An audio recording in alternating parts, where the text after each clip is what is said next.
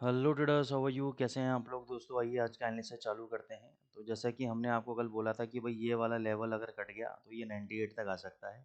अब देखो इसमें दो प्रोबेबिलिटी है कि थोड़ा सा पुल बैक लेगा। पहले तो यहाँ पे आप देखो कि ये हेड एंड शोल्डर पैटर्न बना है, ठीक है। हेड एंड शोल्डर पैटर्न का ब्रेकआउट देने के बाद यहाँ पे आपका एक फ्लैग पैटर्न बना है। फ्लैग पैटर्न बनने के बाद ब्रेकआउट दिया है। तो जब तक ये फ्लैग पैटर्न का हाई को नहीं ब्रीच कर देता तब तक ये सेल कैंडिडेट ही है। डॉलर इंडेक्स थोड़ा सा ऊपर जाएगा, जाने के बाद यहाँ पे वापस से रेजिस्टेंस लेना चाहिए और ये वापस नीचे आना चाहिए। लेकिन अगर मान के चलो ऐसा नहीं होता है, ठीक है, क्योंकि मार्केट में कोई भी चीज़ स्टैटिक नहीं है। मैंने अगर कहा ये नीचे 98 तक आएगा, ये भी कोई ज़रूरी नहीं है। मार्केट में आपको डायनेमिक रहना ज़रूरी है। अपनी एनालिसिस गलत हो सकती है। अगर मान के चलो ये वाले हाई के ऊपर ये 2 घंटे का कैंडल बंद हो जाता है और इसका भी हाई ब्रेक हो जाता है तो हम समझेंगे कि यहाँ से वापस से ये ऊपर जाने के लिए रेडी बैठा हुआ है। क्योंकि लॉन्ग टर्म में तो मैं आपको पहले ही बोल रहा हूँ ये ऊपर है, नीचे नहीं है। ये केवल शॉर्ट टर्म शॉक्स लग रहे हैं। क्यों शॉक्स लग रहे हैं? मार्केट में जैसे कि अभी शटडाउन खत्म हुआ तो कुछ एम्प्लॉयमेंट के ऐसे नंबर्स थे जो ड्यू चल रहे थे। तो उसमें से जैसे कि कुछ ऐसे नंबर्स निकल के आए डेटा के, जॉब्स के, जिसमें नेगेटिव नंबर निकल के आए। तो मार्केट में सेलिंग आ गया इस चक्कर में कि वो डेटा नेगेटिव आ रहा है। डेटा नेगेटिव आने के कारण क्या हो रहा है, मार्केट में ये एक्सपेक्टेशंस हो रही हैं कि शायद इंटरेस्ट रेट रिड्यूस हो जाए। अब इंटरेस्ट रेट रिड्यूस होने का मतलब क्या है? इंटरेस्ट रिड्यूस होने का मतलब डॉलर को वीक होना। तो उसके कारण ये रिएक्शंस आपको देखने को मिल रहे हैं।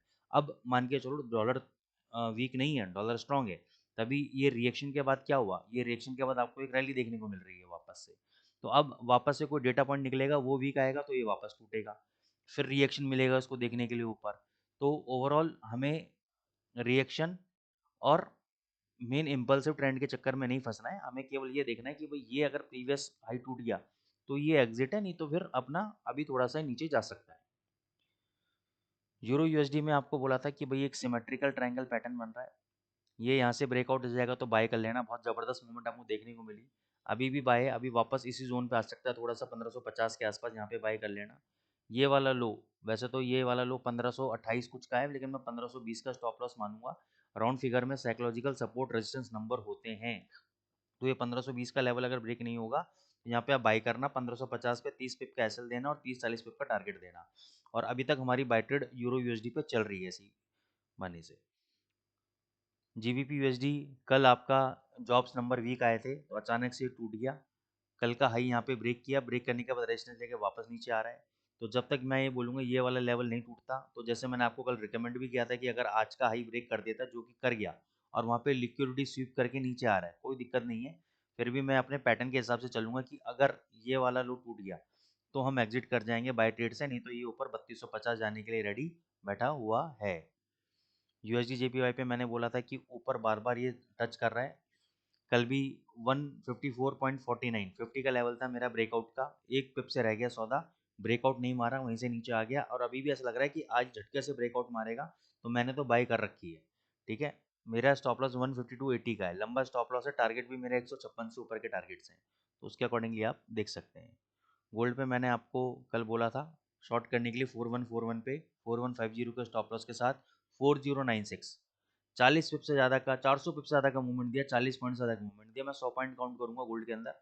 अभी भी शॉर्ट कर सकते हैं। 4150 का स्टॉप लॉस है।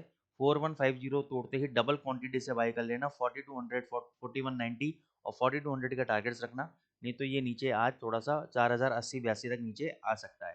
तो ये एनालिसिस है दोस्तों गोल्ड के लिए। तो अच्छा, बीटीसी पर बची है, बीटीसी पे आ जाते हैं। दोस्तों आप लोग लाइक नहीं कर रहे हैं, कमेंट नहीं कर रहे हैं, तो मैं चाहूँगा कि आप लाइक भी करें, कमेंट भी करें रेगुलर बेसिस पे। जो लोग नहीं कर रहे हैं, जो लोग कर रहे हैं उनको थैंक यू सो मच।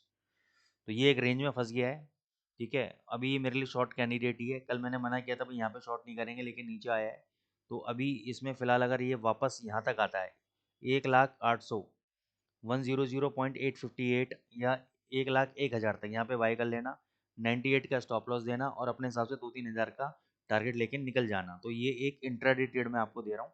बाकी पोजिशनल तो हमारे लिए ये शॉर्ट कैंडिडेट है। तो दोस्तों आई होप आपको एनालिसिस पसंद आ रही है। चैनल को लाइक करें, सब्सक्राइब करें। Thank you so much.